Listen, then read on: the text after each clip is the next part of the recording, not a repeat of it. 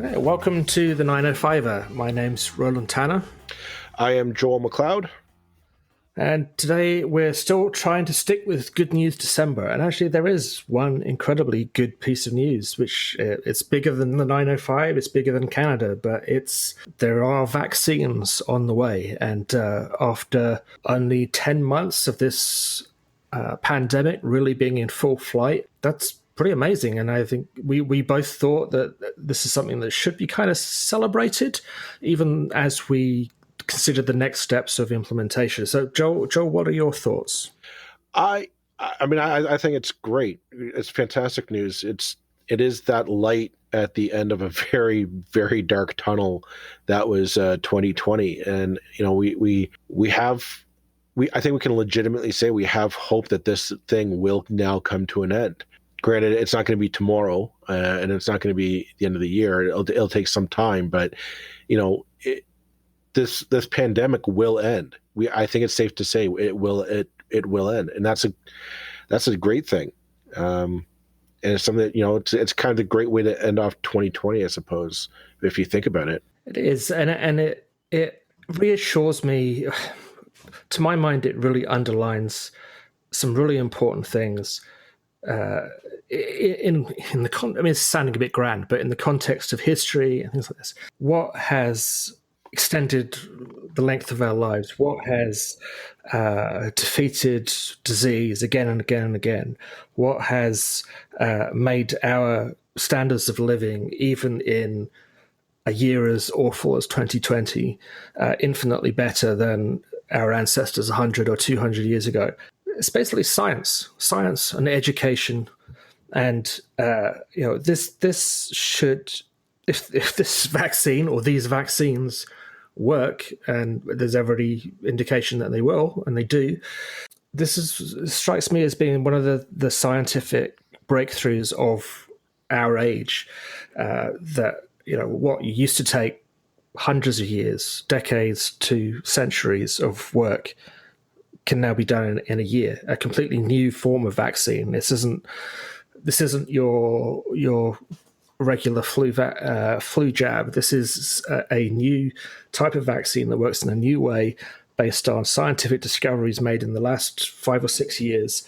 And I can't help making another really blatant political point in a lot of ways. And nearly all of the discoveries were made by immigrants from one country who went to another country to find work, and who have now provided this cure for this disease.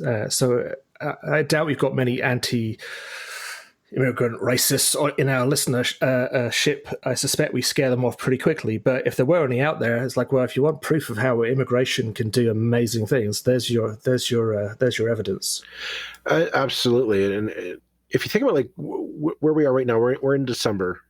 It was about this time in 2019 that we first learned about coronavirus and COVID-19. I mean, that's where COVID-19 got its name from, the year it was discovered in 2019.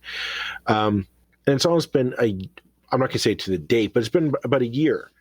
We had this disease pop up, and it went from a curious case to, this is something we should be wary of. And then in March, it turned into a full-blown global pandemic and completely altered our lives and our economy, and just throw everything up in the air for the year of 2020. And now we're closing out 2020, and we have a vaccine. To me, it's a crazy timetable of.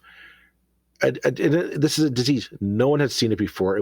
We hadn't even had the genetic design of this disease when it was discovered. I remember in the news. If you remember back to early 2020, there was talk about sharing the genetic code around so that scientists could study it and make models on it and replicate it to test it and now that was a big accomplishment. And now here we are.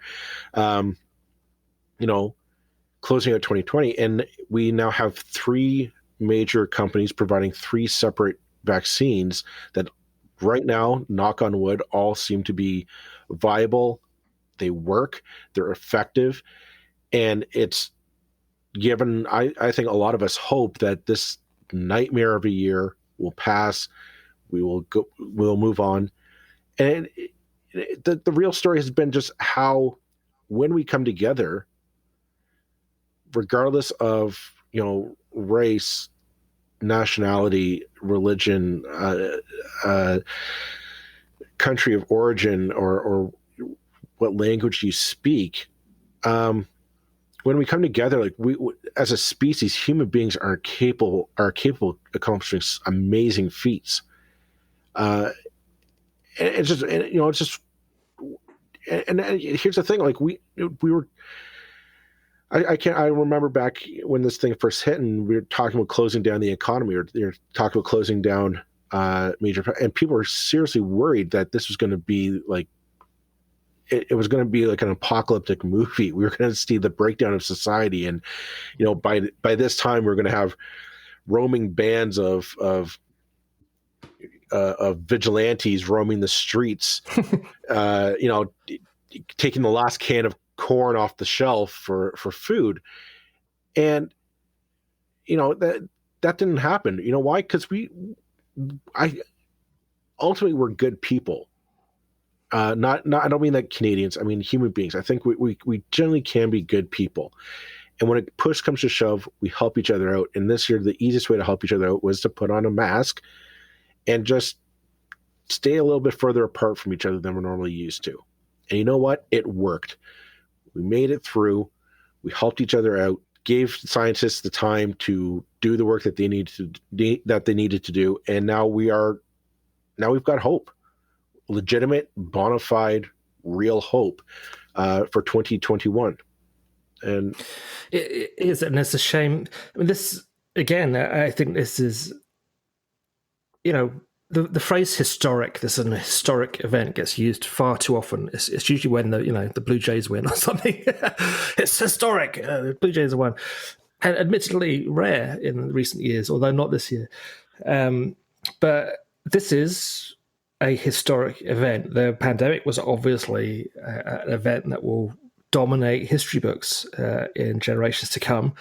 But the global coordinated effort to spare no expense to protect lives and to do whatever is necessary to find a cure is an astonishing thing. It's like, look what humanity can do when it puts its mind to it. That is an amazing thing. And what could be a better story than that? It's just a shame that while this was going on, our headlines were dominated by small, petty-minded morons like the ex-president of the United States. I could mention people closer to home, but I'll skip it until after Christmas. Well, yeah, I mean that's we're always going to have those dark spots to draw our attention to. But the ex-president of the United States, I mean, he's gone, right? So that is a good thing. yeah, that's another good news story, sure. Not quite 905 centric, but I mean, like this is. I'm floored by the fact that how quickly this thing happened. I was honestly expecting a vaccine to come next year. I was expecting 2 years would have been miraculous. Yeah, really for us to basically from day one of this thing be expecting and waiting for a vaccine. We all remember the AIDS pandemic. AIDS is still a pandemic, particularly if you live in Africa, but it's still, people are still contracting HIV. And thank goodness in the Western world, there is not a cure, but there are ways which mean you have every opportunity to live a long and largely unaffected life. Mm-hmm. But that's how old am I? That's 35. I don't know it's mid-80s. So a long time ago now. And even that was a triumph in its own way. That a disease so deadly has been tamed significantly, if not defeated. But this is an entirely new disease with no real sort of background to sort of go on.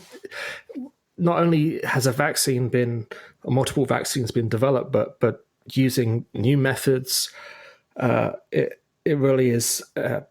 It speaks to what we can do, and it speaks to the importance of science education, and cooperation, investment in those things that make people smarter and able to achieve the most they can during their lives. Well, you mentioned the AIDS epidemic, and it's funny. I was watching. It's funny you mentioned it. I was watching a documentary the other day on the Reagan administration on TV, and they were talking about how he had, when the AIDS epidemic first came on the scene, and Reagan's inaction caused a lot of pain and suffering for the gay community who are the center of this epidemic.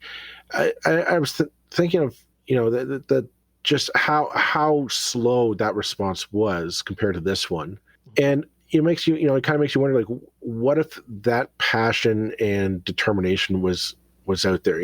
Like, it's going to be really hard going forward to say why don't we have an AIDS vaccine, an HIV vaccine? Why don't we have more vaccines for these deadly diseases that are out there, and where diseases that kill millions every year. If we can come up with a global vaccine like this, 3 different vaccines in less than a year or in a year's time, why can't we take that drive, that passion, say let's eradicate HIV, let's just eradicate it from the population, and like we did with polio and smallpox, and hopefully now with coronavirus.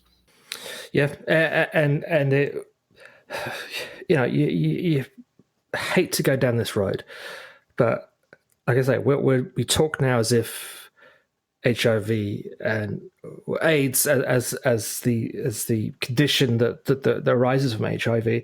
We speak as if it's largely been defeated, and yet millions of people are still dying in Africa. Why?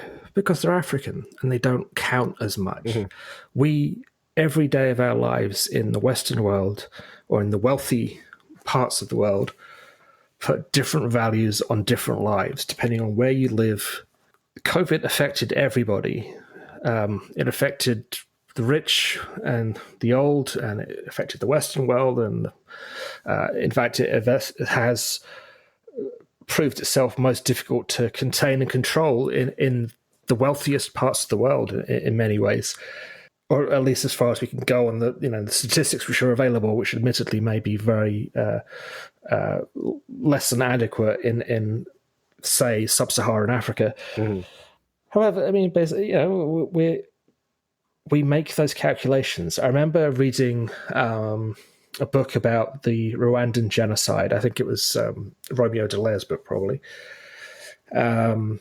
which is one of the toughest reads you'll ever have, but also one of the most fascinating ones. And I think Bill Clinton was president at that time, mm-hmm. and they put a dollar value on what an American military life was worth, how many Africans. I mean, they'd actually worked it out. It was a number they had in a document somewhere. And it was something like, to make it worthwhile going in to save one African, it was something like 10,000 Africans have to die for every American military officer or soldier or whatever who might be killed by sending them into Rwanda to control the genocide. So basically, it just wasn't worth intervention, mm-hmm. which is why Romeo Dallaire ended up in the horrific situation he was in, of basically being abandoned in the middle of hell on earth. This is our cheerful Christmas discussion, guys. In case you've forgotten, but now we're talking about genocide. Well, I would look at you talking about the cost of this, and I think, like, looking here in Canada alone, like, we're looking at massive amounts of money being spent by our federal government to keep us safe. It makes you kind of put it in perspective of, I think of it compared to like World War II. Where the Allied nations just poured money, and there was no expense spared to combat the Nazis or fascism in the world. And this is kind of our I guess this generation's call to arms, if you will, that the government really didn't. I think we can honestly say that the federal government did not expense anything or save any dollar to combat this. Now, I mean, we're not going to have I don't think you'll have like monuments to the soldiers of COVID, although maybe there should be a monument to all the frontline workers who risk their lives literally every day to treat us and take care of us, and they truly do deserve our thanks on that. But I mean, I think our federal government, with things like CERB and CEWS and the rent relief program, I know that you and I have had guests on this program, Roland, that have surprisingly all said, and without any prompting from us, have said like this was a lifesaver for us. In a lot of cases, this saved businesses and livelihoods and people's well-beings from literally going bad overnight. Yeah, I mean, I can think of 3 guests, I think, completely unprompted by us. I mean, this is just a simple fact. None of them said it while we were recording. They all said it unprompted when we were chatting before or after.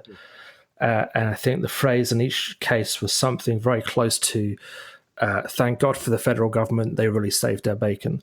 And, those people who want to think you and I are biased because, we've been clear, and it's no secret with me, I've had a background volunteering for the Liberals at various times, but I don't have a membership anymore. When I did this, I ended everything. It's just a simple fact that we've had those things said to us completely unprompted by people who are still in business because the federal government helped them. No one has yet come onto the show and said, thank God for Doug Ford. Again, if they had to, I would say as much. If they had done, I would completely be upfront with you, but no one has said that. It's just a fact. Well, I mean, I'm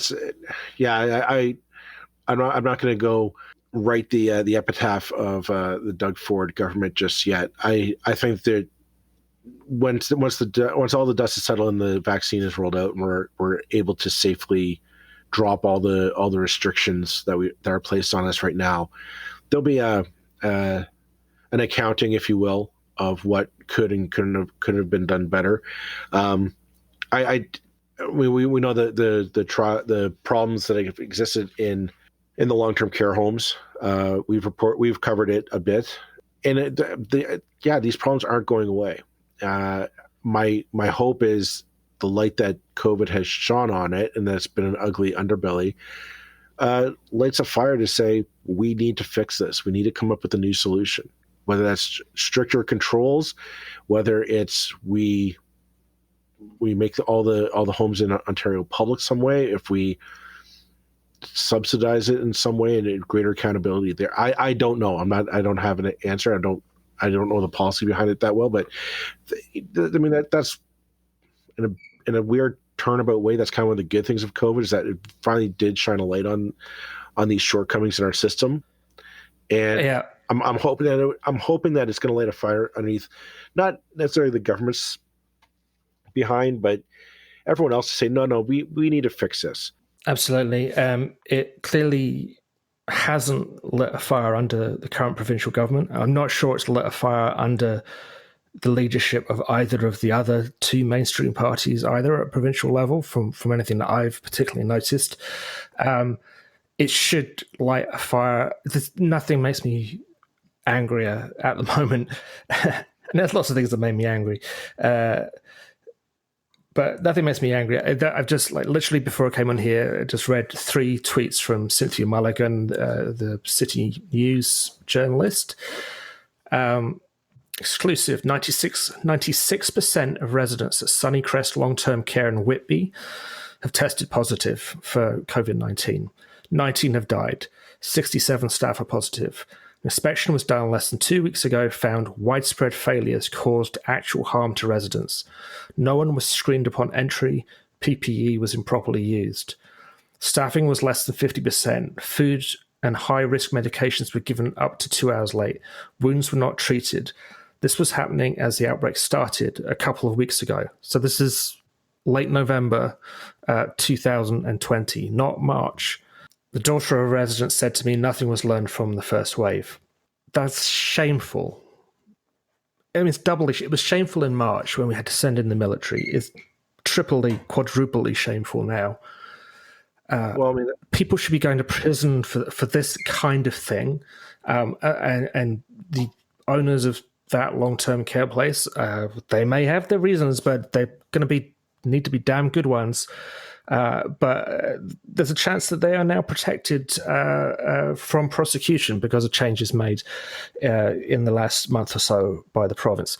That has to be the fire we have in all our bellies going into 2021, 2022, that just as previous generations said, enough.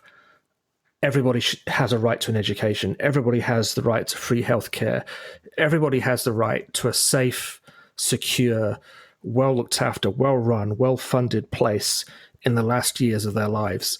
I don't see why a 90-year-old should be treated ever any less humanely than a 5-year-old or a 1-week-old. It's cradle to grave. I said at the beginning of this pandemic, we aren't going to solve this on the cheap. It's going to cost us big time.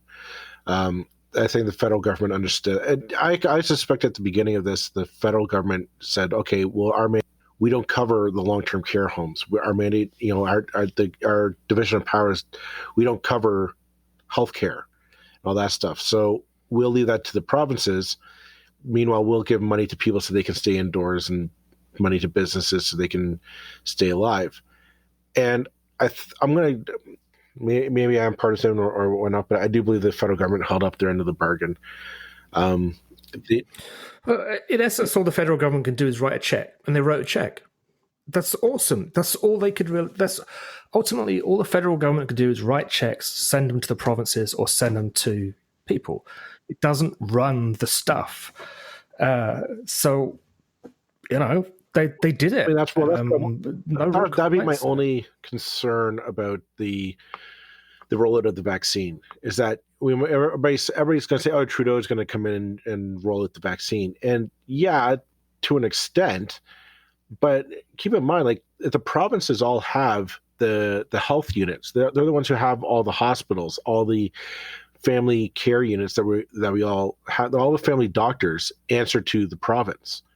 So ultimately, it'll be the province who hands out the vaccine, and we're seeing that is that the province is saying, "Oh no, we have the storage units for the vaccine because it has to be held at minus 80 degrees, so we know where we can store it." Okay, like the logistics of it, and maybe setting up temporary cold shelters or cold storage units for the vaccine, that can be on the federal government.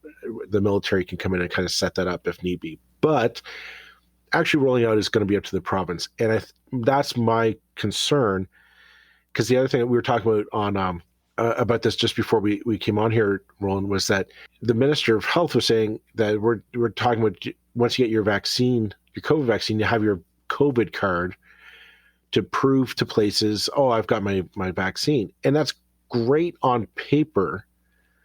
But if you sit down and you start thinking it through, okay, so if all you need to do is go up to a restaurant or a theater or a gym and say, "Oh no, here's my COVID card, let me in," and they have to let you in. Okay, great, that's fair, I suppose. But what about the rest of us? But what about you and I, Roland, who are sitting at home saying, "Well, I want my vaccine. The vaccine apparently is going to be mandatory according to the minister, reporting on a blog TO. So if it's voluntary, I look at the flu shot rollout this year, which was also voluntary, and where there are people still now not able to get their flu shots. They're calling the pharmacies and their health teams saying, "Hey, do you have any in stock now?" And they're saying, "No, we don't know where they are. No shot today." And I'm like, yeah, I have mild asthma, but it means that is because it's asthma. I'm technically on the list of people who's going to get it early. I haven't been able to get it, and I haven't been prioritizing it because I so seldom go outside. I'm going to get one, but it's like, okay, everybody else, anybody older than me deserves to get it before I do. That's fine. I don't want to bitch about it personally, but yeah, it should be a bigger deal that they've really screwed this up this year, and that if there are people who probably should be getting the vaccine first who have not been getting it. Well, I'm more worried about the rollout. Is that if I'm stuck at home with my family, calling up my health team and calling around to Shoppers Drug Mart and Rexall and all the other pharmacies in town saying, "Do you have any in stock?" And I'm stuck at home while somebody else is able to go out and have a good time.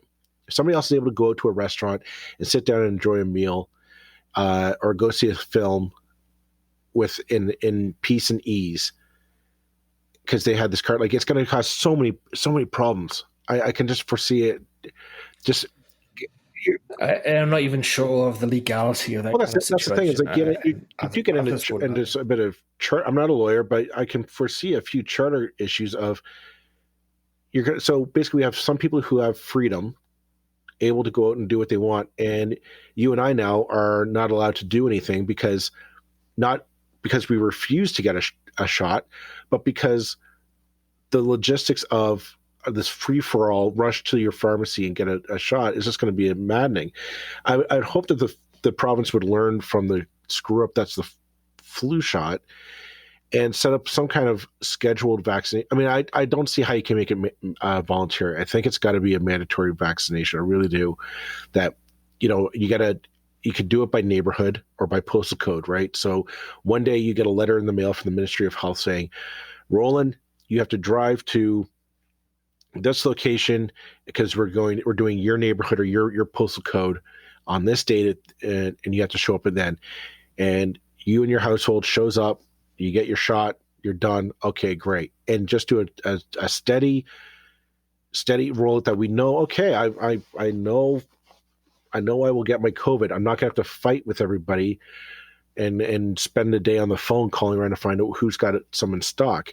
Because and you would think that yeah, I mean, just doing it kind of chaotic of first come, first serve seems crazy. I know they've been talking about prioritizing people in long-term care, and absolutely. But it's like, well, I don't particularly want it until everybody over 60's had it. So do schools, because that's obviously a vector of spread. Do every damn school child. It's easy. They're right there. You've got them in the room already. That's going to cut down spread immediately, and it goes after those most at risk. Seems logical to me, but yeah, well, we'll see. I mean, it just doesn't seem that the logical, sensible thing ever gets done. I mean, that's my caveat of this whole thing is that we have the hope. Let's not build the tunnel even farther now. Let's be smart about this. Like, don't make it. Like I said, don't make it voluntary. Make it mandatory. It's because here's the one thing. If it's voluntary, I want people who were in the anti-mask protests that happened over the summer, and the people who just didn't care about the rest of us, who prolonged, who felt the need to have parties and car rallies and whatnot. They should be dead last. I'll say it. There's just the rest of us have made sacrifices. The rest of us have not. I have not seen friends and family for quite some time now. I've made sacrifices for this moment. Those people who couldn't care less about the rules and couldn't care less about my sacrifice, they get to go to the end of the line. Then I'm not going to have them go and steal my night out on the town at a nice restaurant because they're entitled to selfishness. I've paid my, like you and I, we've paid our dues. We've done the sacrifice. We've done the stiff upper lip part. To borrow the British axiom. My upper lip's very well. But either way, we did the hard lifting by staying home and cutting off our social ties. We deserve, after the long-term care homes, the elderly, the critical, the vulnerable, immunocompromised, and of course our frontline workers should all be immunized first, then us, and then if there's some way of trying to get the anti-vaxxers dead last, and they can sit in the line outside the restaurant while we all enjoy a beer and a plate of nachos while watching the Jays game. Well, maybe we should leave it there. See, we're at our customary point. Thanks, everybody. Hopefully, we've managed to focus primarily on the positive stuff and keep the moaning about the moaning about governments at a relatively low level. And then in January, we're going to hit it full force with the heavy going topics again. But thanks everybody for listening this week, and we'll be back again on Tuesday with our next episode of the 905er. That's it for this episode of the 905er. Thank you for listening. As always, you can send us your feedback, thoughts, and concerns, or ideas for future episodes to our email, info@905er.ca. We'd love to hear from you. You can help us keep the 905er going by financially supporting us through Patreon as well as PayPal. Visit us at 905er.ca and click on the support tab. As well, links are in the show notes for your convenience. Lastly, you can find us on social media. Search for _905er on Facebook, Twitter, Instagram, and LinkedIn. So long for now. See you next time.